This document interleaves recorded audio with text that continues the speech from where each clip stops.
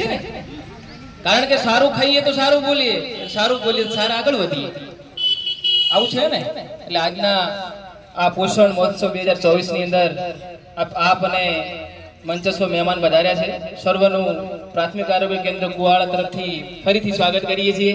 આ સરસ મજાનો પ્રોગ્રામ અત્રે થઈ રહ્યો છે, ખરેખર આનંદની વાત છે. હવે આહાર અને પોષણ આપણા શરીરને શા માટે જરૂરી છે તો એ થોડીક વાત કરવી છે. તો આહાર એટલે આપણા શરીરની વૃદ્ધિ જે કરે એને આહાર કહેવાય, પણ આપણા શરીરની વૃદ્ધિ સાથે આપણું તમામ અંગોનો વિકાસ કરે એને પોષણ કહેવાય. બહારની જે વસ્તુ છે એની અંદર અમુક એવું તેલ વપરાય છે કે જે આપણા હાર્ટને નુકસાન કરે છે.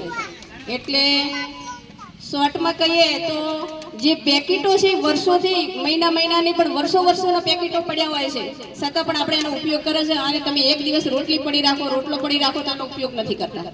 એટલે બહેનો, બહારની વસ્તુ ટાળવા માટે મારો ખૂબ તમને બધાને નમ્ર વિનંતી છે કે નાના ભૂલકાઓને જે રોગની સામે રક્ષણ મળવા માટે પૌષ્ટિક આહાર જે વાનગી આંગણવાડીમાંથી બને છે એ બાલ શક્તિ, માતૃશક્તિ ને પૂર્ણા શક્તિ જે 6 માસથી 3 વર્ષના બાળકો છે એમને અમે 7 પેકેટ ઘરે આપીએ છીએ બાલ શક્તિના, એમાંથી વાનગી બનાવો. સગર્ભા ને ધાત્રી માતા છે એને અમે માતૃશક્તિના 4 પેકેટ આપીએ છીએ, એમાંથી વાનગી બનાવો.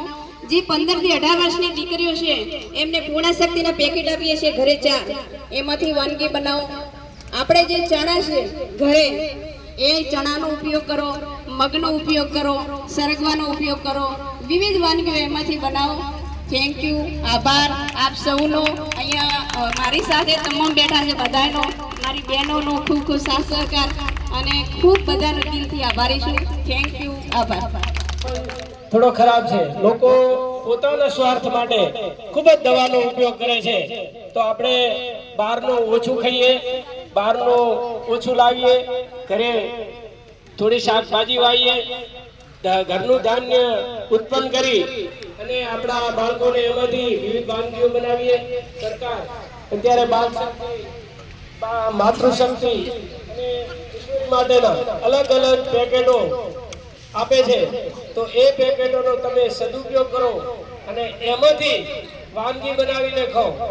કોઈ પણ તમારે વાનગી ખાવી હોય તો બહારની વાનગીઓનો તમે ટાળો, કેમ કે ડુપ્લિકેટ માવા થઈ ગયા છે, ડુપ્લિકેટ ઘી થઈ ગયા છે.